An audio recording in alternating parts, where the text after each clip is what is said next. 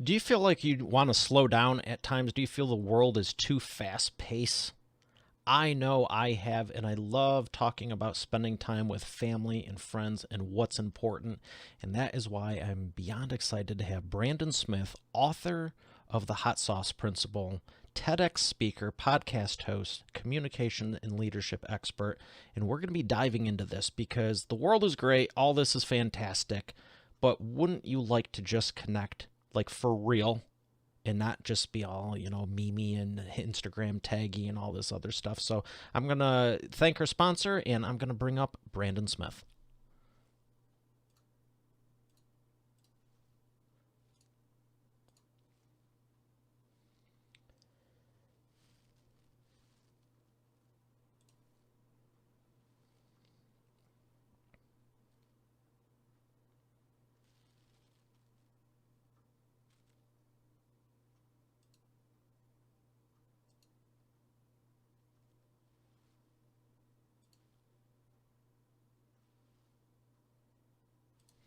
Here he is, ladies and gentlemen, Brandon Smith. Brandon, how are you feeling today?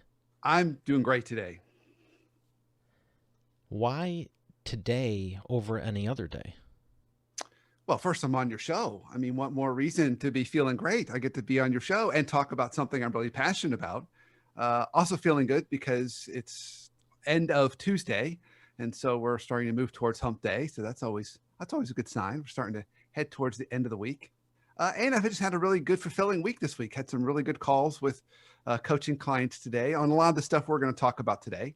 So today has been a really good day. Thank you for asking. I love hearing that because I don't think there's enough people that realize every day can be great if you choose to make it that way because of exactly just being busy, like your book talks about. Why do you feel so many people are encapsulated with, I gotta just, if that made sense?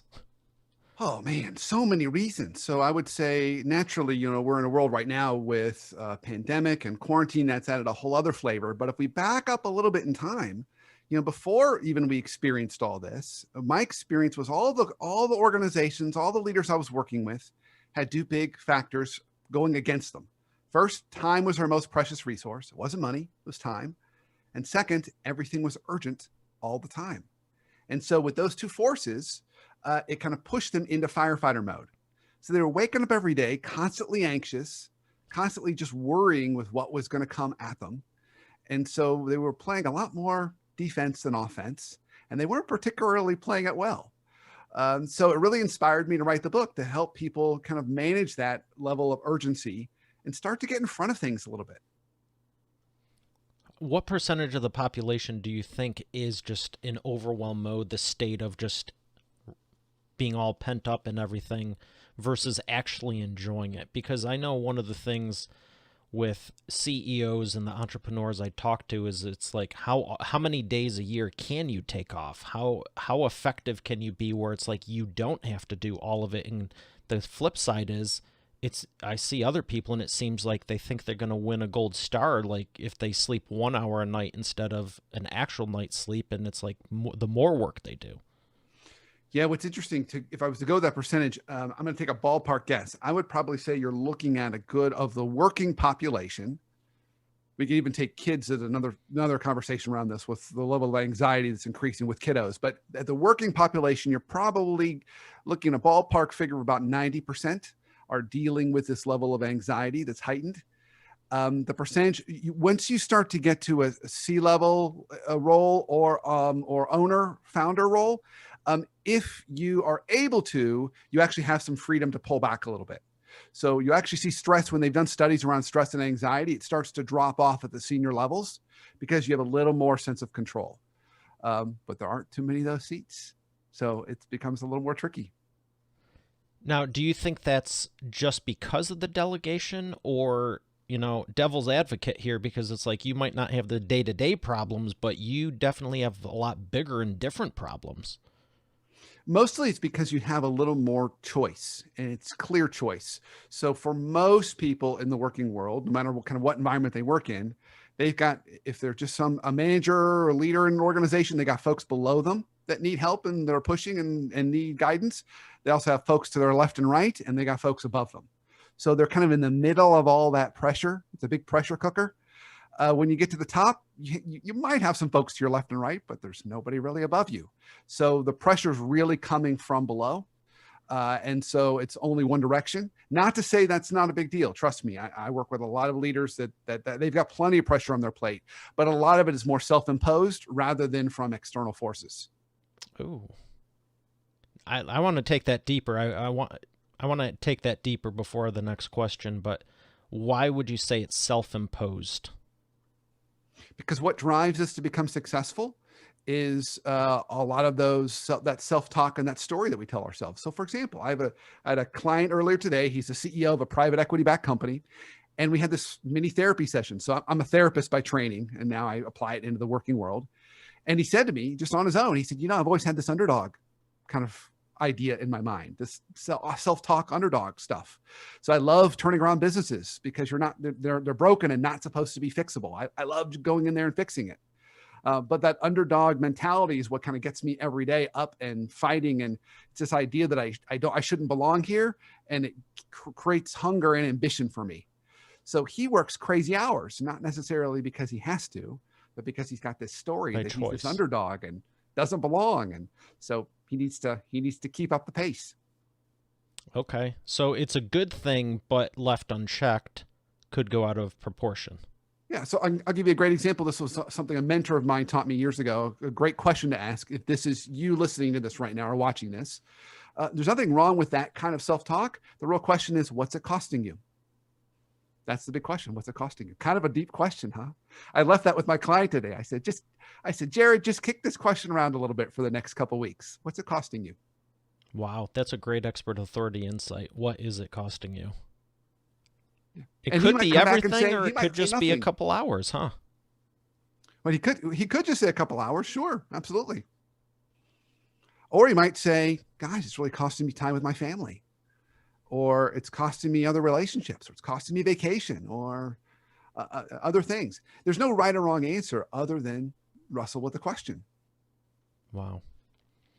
So take us through the hot sauce principle, because this is intriguing to me, and I'll just let you take us through it.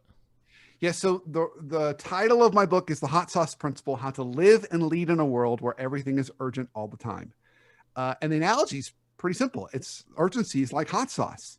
And why I love that analogy is because hot sauce is a great thing. You put a little bit of hot sauce on things, adds a little bit of focus, a little bit of flavor, a little bit of spice, right? You go, oh, wow, it's good. Maybe needs a little bit of relief and a little drink of water, okay?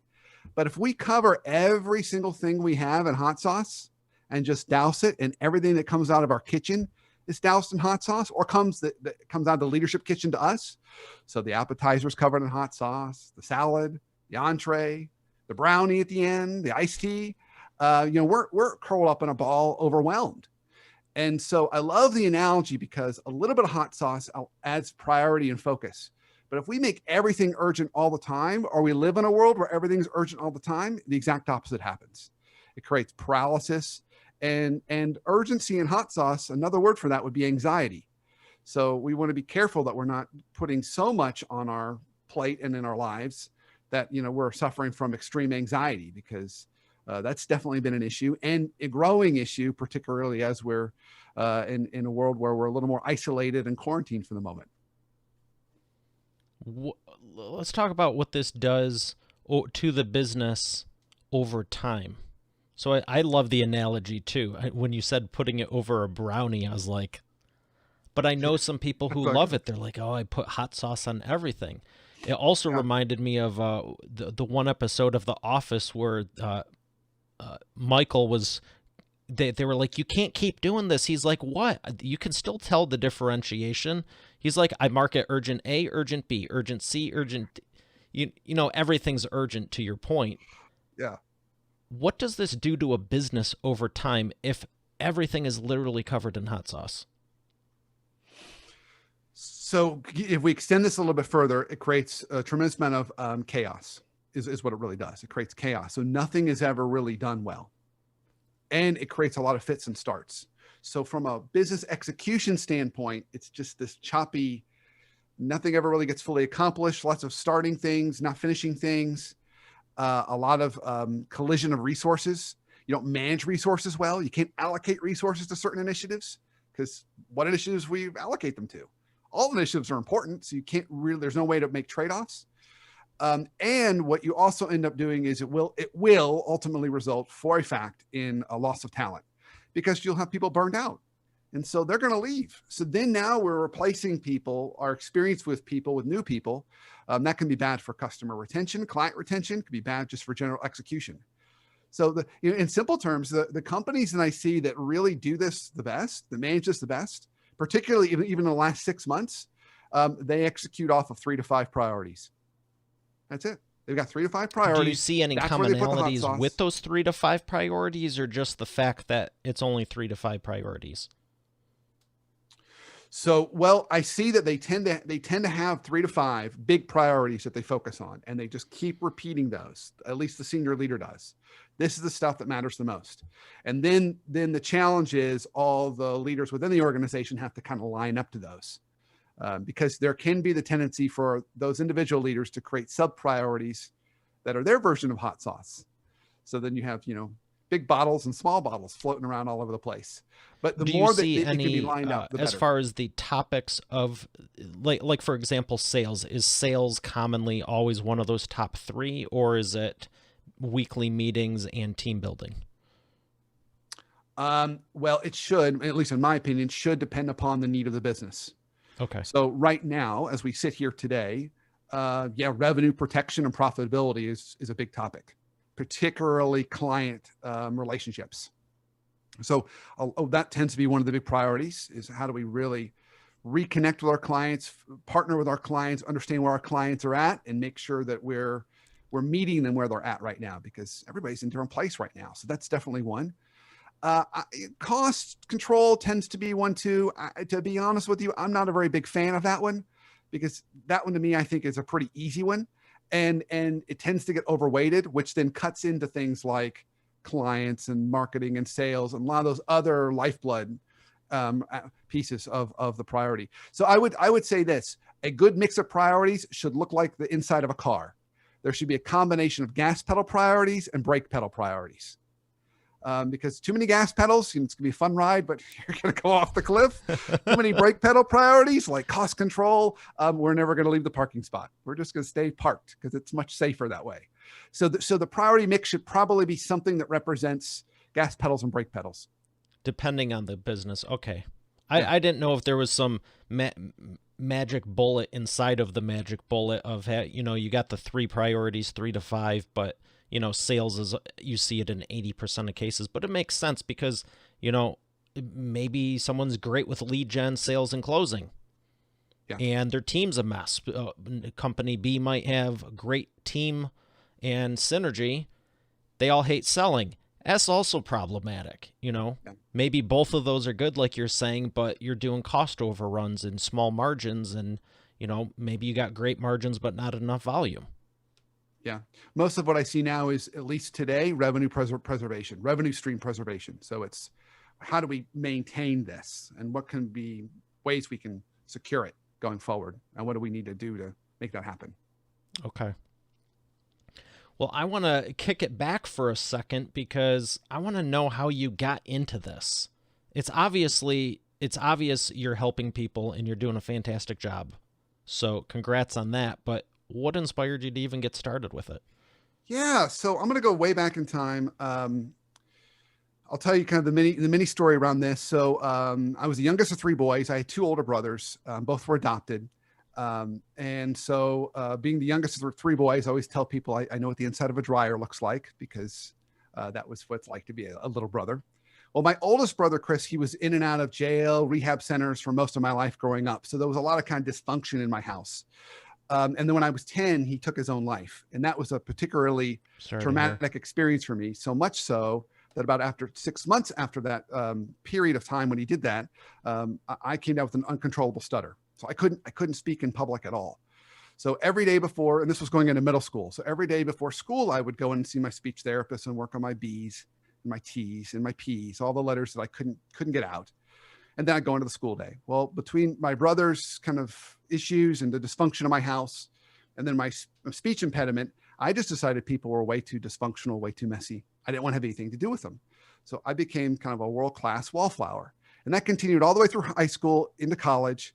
I didn't really know what I wanted to major in college. I ended up settling on communications, ironically enough. And like most good communication majors, I was unemployed at graduation, wondering, what am I going to do with this thing? And I got a job with a small chain of retail stores. It was a family-owned business, and I was going to be the assistant manager at one of the stores. They had about 15 stores. So my boss was a son-in-law of the owner. So the woman who started the business, her daughter marries this guy. He's my boss. Okay, so he greets me at the door of the store where I'm going to work on my first day of work. And I'd worked other jobs, but this was my first full-time job. And he said, all right, I'm so glad you're here. But before you get started, I have a task for you. Waiting for you in the back room is the current assistant manager, but he doesn't know you're coming. So your job is to go back there and fire him, and you get his job. And that was what I did on my first day of work, first task. I had to go let the guy go that I was taking his job. And that was how my boss rolled. He loved to do everything you're not supposed to do as a leader. So he was a great example of what not to do. He loved surprise visits to try and catch you doing something wrong. So he'd burst into the store and he'd go to the back room. He'd say, hey, I don't like what Janet's wearing up front. Go fire her. I had to do more layoffs in that first 6 months of that job than any other time in my career since then. And that experience had me really have three realizations in my life. First, it made me realize work should not have to suck. It should be a source of fulfillment and meaning and purpose for all of us, not a source of anxiety and stress and pain. I mean, it is work, but it should be all those positive things, not necessarily those negative things. Second, if my boss was any indication on the state of leadership in the world today, I wanted to fix that. And third, that was where my purpose was born, that I wanted to fix and eliminate all workplace dysfunction everywhere, forever, having no idea what I'd signed up for. So that was what really got me on the journey. I went off and pursued a clinical therapy degree to develop my coaching skills. This was before coaching certificates existed. And then I worked in the clinical world, transitioned into the corporate world for a number of years, went back and got my MBA, and then the rest is history. So it was all started with having a really bad boss in the beginning that kind of lit that fire underneath me. I got to ask you, you got to tell us about that. I mean, it's impressive overall, but how did that go down the day? So he told you have to fire him. You went back there. Was that just like a casual conversation? Did it escalate? Tell me about that. There should have been warning lights that went off for me right out of the gate, because when I went back there and had the conversation, there was no surprise to the guy. He was like, yeah, I figured something like this. Like, he wasn't surprised. You would think that would be pretty surprising. He just took it. He was like, yeah. I was like, I'm really sorry. It's not nothing personal. Apparently I'm now got your job. He was like, yeah. Nah. And he just walked out. It was zero protest. Not even, this is unfair, this sucks, or 3 minutes. Wow. Picked up his stuff, walked out. That was it. Which should have told me, like, this guy was not surprised by this action. Which I learned later. That was why. Even if you weren't surprised, why would you just be like, yeah, I anticipate? I mean, even a little protest for 5 or 10 minutes, like, it's, wow. Okay. I had no idea, but I was just like, I had everything running through my mind from this could go smooth. I didn't think it would be that easy, truthfully. That wasn't even on the radar, but I was also like, this could also be like what you see in movies where it just turns into this giant massive, I'm glad no one got hurt, but. Well, believe me, I had a lot of those other conversations where it was a surprise. He would say, I don't like what Janet's wearing up front. Go let her go. And then those were big surprises because, but the guy who was working more closely with my boss, I think knew him a little bit better and wasn't too surprised that this was. Let's expand on this, because clearly you run the gamut on, I'm sure you could go all day on the stories, but if someone's facing this in their business right now, how do you handle if Janet's wearing the wrong thing and you have to go fire her and that does explode, versus this guy who is still a shock to me why he'd just be like, yeah, no problem, I'm out of here. How do you Well, how do first of you all, handle these situations and have good workplace dynamic without it turning into something where you're legit joking aside, fearing for your life or the employees, the staff, this, that, the other thing, or just having a huge impact on business? Because the reality is, I've let people go and I've hired people, and sometimes it goes well, sometimes it doesn't, but it plays a role, whether it's mentally, emotionally, or it could yeah. be physically. Yeah, so we'll back up a little bit. Let's talk about healthy. Let's talk about how you have healthy conversations and healthy dynamics at work. So I'm a big believer that the first job of any leader for her or him is to drive clarity. Clarity on roles, clarity on goals, clarity on expectations, clarity. And when you do that really well, you're setting up what you're expecting from people, and it makes it a lot easier when you have to have feedback conversations. Okay. So if I haven't told Janet what I expect in terms of attire, it's going to be a real shocker if I show up and say, by the way, you guessed wrong today, you're fired. And But if you're I did a talking really on good the job of the saying, hiring hey, process. So you let them know right out of the gate, here's the dress code, here's the time code, here's the eating code, here's the setting the I, I, expectations. I'll be even more broad. The first job of any leader is to drive clarity. You cannot give accountability, hold people accountable, or give feedback if you haven't made it clear what you expect first. Okay. Then they're going to get really angry, and because you essentially are evaluating them on their guessing skills. So it's Back when not my even daughter the was little, timing of when she'd say, you Dad, do it, it's did you do it or not. yeah, yes, exactly. If you haven't driven clarity, you're evaluating them on their guessing skills. My daughter she would make me play guessing games with her. Now she's 18, but she would always say, "Oh, Dad, I'm sorry, you failed. You got a Z minus in guessing." Well, we don't want to be scoring people on their guessing skills. That's not healthy dynamic.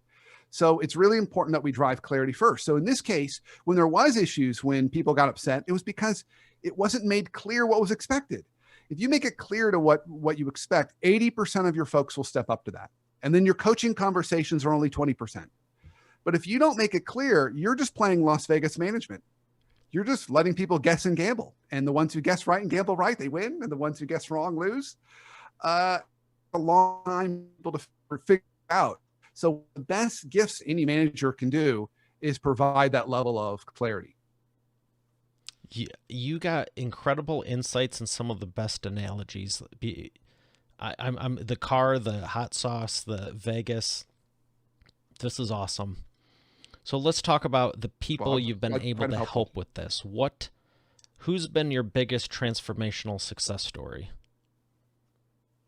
So I'm going to give you kind of two as examples. So one would Perfect. be a Feel luxury free. retailer yeah, for free. One was a luxury retailer I worked with a couple of years ago.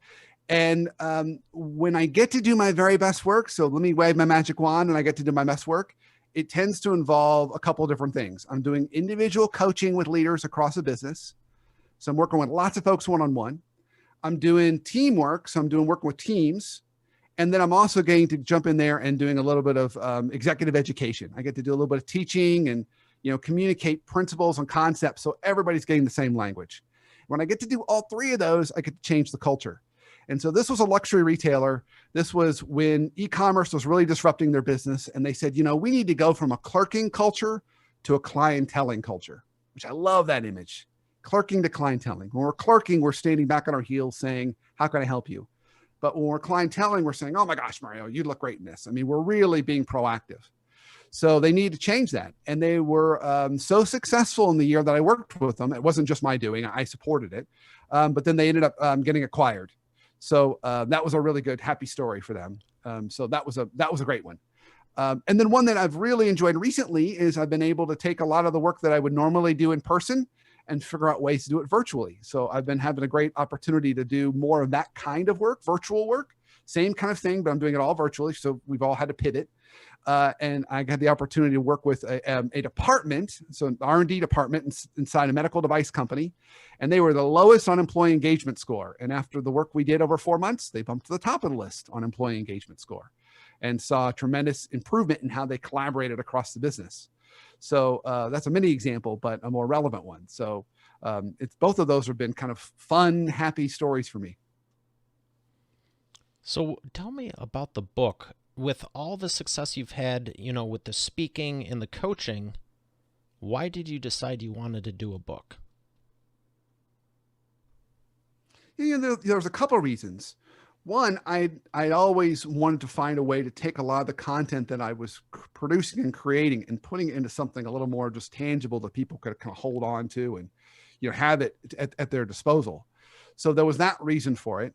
But the other reason was from a business perspective. There's a lot of things I've gotten to accomplish, but I've never written a book. And that was, I think, establishing yourself as an expert, it's still one of those important pieces, those feathers in the cap that you have to have. And I found that to be very true for me. I didn't have to have it to continue to run my business, but to really position me for some of the other work that I wanted to do, it was important to have one. And so I'm really glad I wrote it. It was a great experience, and I'm already planning on my next one. Ooh, the next one. What's that going to be about? Oh, I can't tell you that. It's like going into Willy Wonka's chocolate factory. There's some secrets that I know. they're I had to try those. Underneath the I sheets. I have done it, and I actually got some people to reveal some stuff that their own staff didn't know. I got an email, and they were like, "How did you get her to tell us? We didn't even know." So I had to go for it, but I'm sure it'll be great also. But I can respect that. We're gonna do. I kind of asked you one, but we're gonna do the Wheel of Whatever before we thank our sponsor. And this is a question that is always fun. So I'm going to spin this and see what it lands on for you. Oh, that's doing good. Last time I almost dropped the thing. Wheel of Whatever. My question for you I'm ready. is, what business would you love to be able to work with that you haven't yet? Like a well-known one that you maybe not even think you could get access to, that you could help and they definitely need it. Oh, wow. That's a really great question. Oh, I love that question. I will answer it. All right. It's hard for me to pick, but I'm going to go ahead and pick one. I love, and gotten a chance to work with them a little bit, but I love hospitality. So I would love to work with either Marriott or Hilton or a large hospitality company because I know right now they're definitely struggling. But my heart really goes out to companies that have strong service models, where service is a really big part of their revenue and and building those customer relationships over time, and the importance of culture in that. So I would love to spend more time with them. Now, if I had a real wish list company, even within that space, even beyond Marriott and Hilton, there'll be one that I'd stick to the top of the list. If you looked behind me, you'd probably see hints of it. Disney World. I would love to work with Disney, particularly the park side of the business for all those same reasons. Because I think when they do it well, they create a lot of loyalty, and that it makes their business run really, really well. And it can weather most storms, but pandemics are a little more challenging. I'm thinking of if I know anyone that has ties to Disney, because that would be a fun. I'd be happy to make that introduction. If anyone ever comes on the show, I think that would be great too, because I know you could help them. I would owe you big time. I would owe you so big, so big. How long have you liked Disney for? Oh gosh, probably since I was 4 or 5. I always just loved what it stood for and what it felt like to be in there, and how everybody just kind of operated a little bit differently, even the customers. I find that really fascinating. And now as I've gotten older, I look at how the cast members work and how they just generally create environments where people just tend to be nicer to each other. So in that way, at least when I'm there, it feels like the happiest place on earth. So I think that's pretty cool. One of the most fascinating things that I remember about it is I've always liked Disney also, just from a personal standpoint. Like, again, they're nice, upbeat, positive, this and that, but also from the business standpoint. And I've watched some movies on Walt, and I love documentaries and just learning business in general. But one of the things that long before the show, and probably even my companies, was just, I've always been fascinating with like how people think in the behind the scenes and stuff. And I will never forget Well, I did I did forget whether it was a documentary on TV or a book or whatever. Probably TV because I'm drawn to video. Shocking. But they were talking about how they engineered the park, and a lot of people don't know this, but there's actually tunnels under it because when they're taking the trash out or moving people around, this and that, like some of the simplest things we take for granted, when you're doing stuff at scale, it's just a whole different ball game. And I was just fascinated because it's like all these little things that aren't a big deal for us. It's like when you're moving 100,000 or a million, probably millions of people daily. I go, come to think of it, I never did see any of the staff interfering with our experience. You know, when did you ever see the people getting dressed walking out into the area? You didn't. How did they get from one side of the park to the other? And you have to have you're a brain that just, you have to be tuned into excellence in what you're speaking about, that top level. It's like, was that even on anyone's radar? I mean, you know, they didn't just build the whole thing and then realize we have a problem, tear it down, and do it again. Did you happen to know about that or not? Yeah, yeah. The story, though, as the story goes, what it drove Walt Disney crazy because in Disneyland, he was so bothered by seeing a cowboy walking through Tomorrowland. So when they bought all that property in Florida, it was designed so it was on the second floor, so a cowboy would just kind of pop out of the bushes in Frontierland, and there was no walking through other parts of the park. So everybody kind of stayed in character, and all the cast members stayed where they were supposed to stay. So it's really, really interesting. And they, from talking to people who have worked there, they said it's one of the safest places on earth. They monitor everything. So we could spend a whole show on just Disney, my friend. Yeah, and I love that you're speaking on the communications and excellence and the leadership, because even recently, I mean, I'll bring up a recent, I'm not going to name the chain or where I was doing or anything, but I was looking for a building, the GPS wasn't working, and I literally kicked it back old school. For anyone that thinks that your phone is only for internet, it does still make calls. So I did what we used to do back in the day and made a phone call to the place I was looking to get to, and I was just shocked because they said, the person who answered, she goes, I said, are you north of 19, you know, the mile road? And she goes, well, I don't know north, east, south, and west. She goes, we're over by the Walgreens and the pet store. And I'm like, how did you function to get to this point in your life where you didn't learn a basic, you know what I mean? Customer service now is just, in so many instances, just not fantastic. And to hear stories, you know, like we're talking about Disneyland, it's like the vision and the mind you had to have 70 years ago, 80 years ago. And now it's like you would think we'd advanced through it, but clearly not, because you've got a ton of clients and, you know, clearly people still can get it right. Well, I think you make a really important point that is for all businesses today. There's such a push to make business transactional. And there's a dismissal of relational businesses and that importance of that connection with people. But I have a feeling, since we are actually people and we like to deal with people, that that's going to kick back the other way at some point. But probably not until the pendulum has already kind of swung so far. So there's just such a desire to make things like Amazon, where it just shows up your door. But we still like people interaction. And that's why I have such a heart for things like hospitality.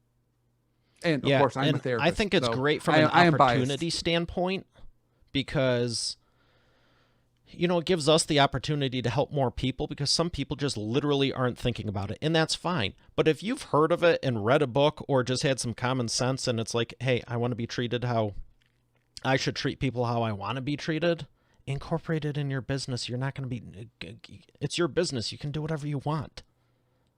Yeah. But so many people, it seems like they just don't care. And I'll put it in another language that I think a lot of your listeners and viewers will relate to. When we treat our clients transactionally and we have that relationship, they call us a vendor. When we treat them relationally and we build that relationship, they call us a partner. Yes.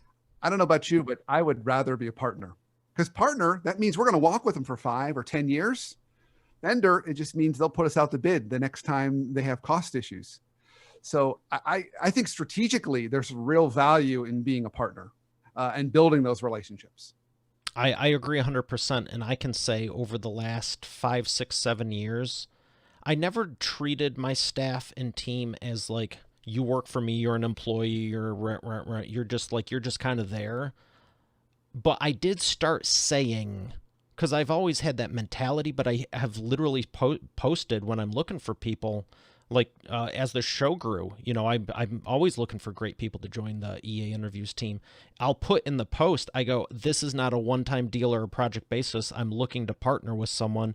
Majority of my clients, team, and people have been with me, and I even put, I'm looking, for example, I was looking for a lead programmer for CSS, PHP, and stuff for one of the softwares I developed.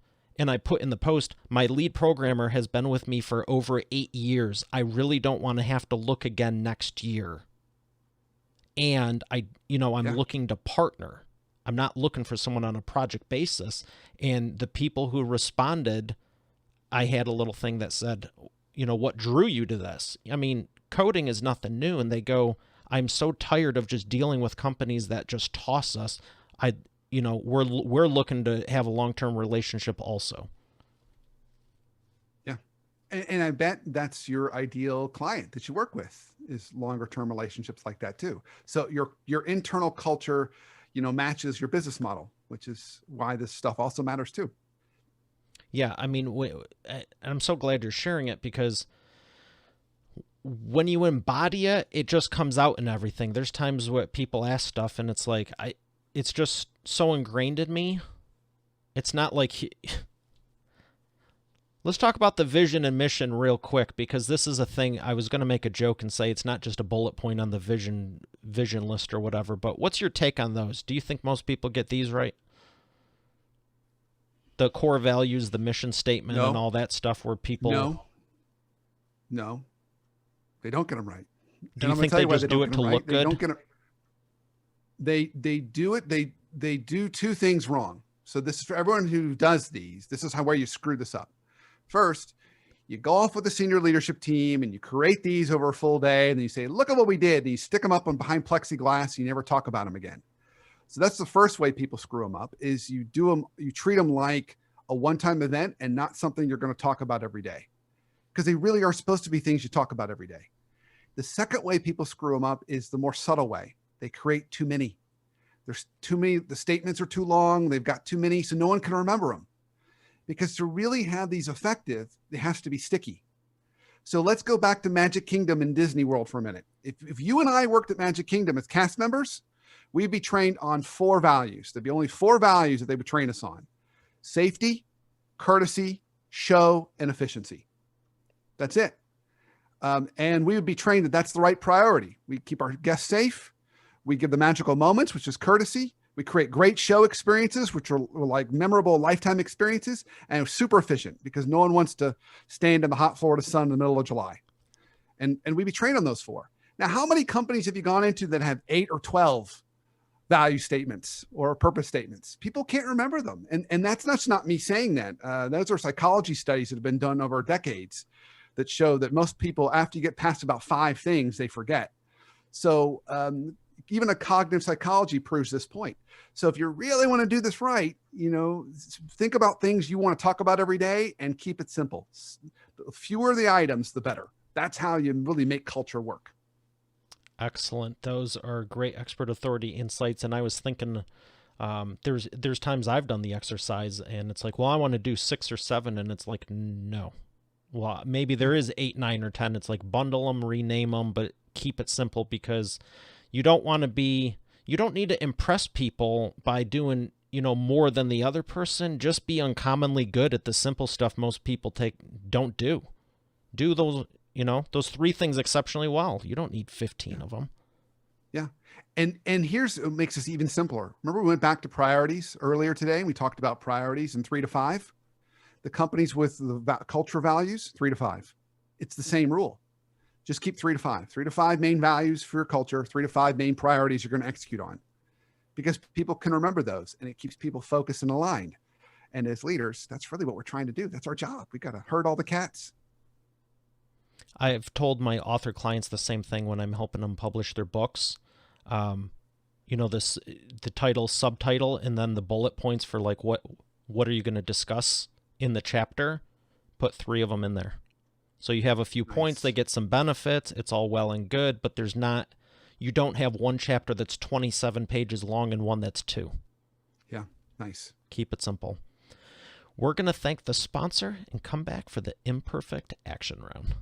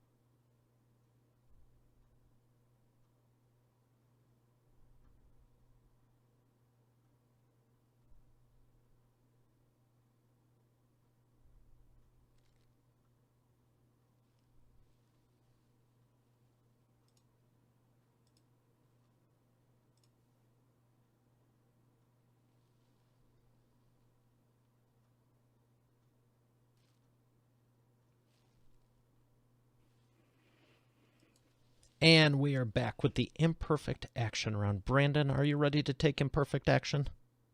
I'm ready. These are rapid fire questions and answers. The first one I have for you is, what is the fastest path to the profits? Sitting down with your customers and talking about what are their goals and needs and being flexible enough to meet those needs. Today, that's really, really important. Trying to put them into a box that existed 6 months ago isn't going to work anymore. But customers are really open to still meeting their needs today. So if people are willing to be flexible and creative, that's the path. Excellent. Number 2, what is the biggest problem you see your prospects making and the fastest way for them to fix it? The biggest problem I see them making, particularly at the leadership level, the leaders that I work with, is that because they make everything urgent all the time, and they're defaulting to doing other people's jobs for them, they find themselves more as firefighters than anything else. And so the easiest way to fix this, if you're a leader, is think about your hourly rate and make sure that you're using your hourly rate to determine what's the best use of your time and what are the things you either need to be saying no to, delegating, or outsourcing. Number 3, what is the best way to maximize customer lifetime value? Oh, I think we've talked about this one before. I think you want to match your culture, the culture of your business and how you provide service, to the culture of your clients. So what do they value in that experience? And make sure that you're operating that way to align. Because when your culture is lined up with their culture, that's a marriage made in heaven, and that's going to last a long time. And that creates ongoing revenue streams, which is what we all like. Absolutely. Well, thank you for those.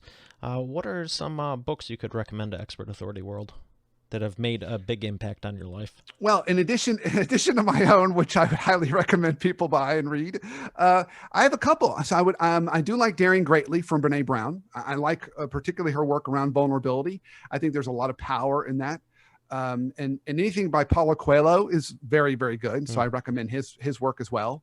And then when I'm thinking about other books I like to read, anything Malcolm Gladwell is just more stimulating for me. So that's more just entertaining, but also insightful. But I would kind of start with some of those as big ones. Excellent. Great recommendations there. I've thoroughly enjoyed this, and I appreciate you for sharing. Yeah, I too. Thank you for having me on the show. The pleasure is mine. And Expert Authority World, we have another great episode here today. I'll see you tomorrow. Have a great day, and God bless.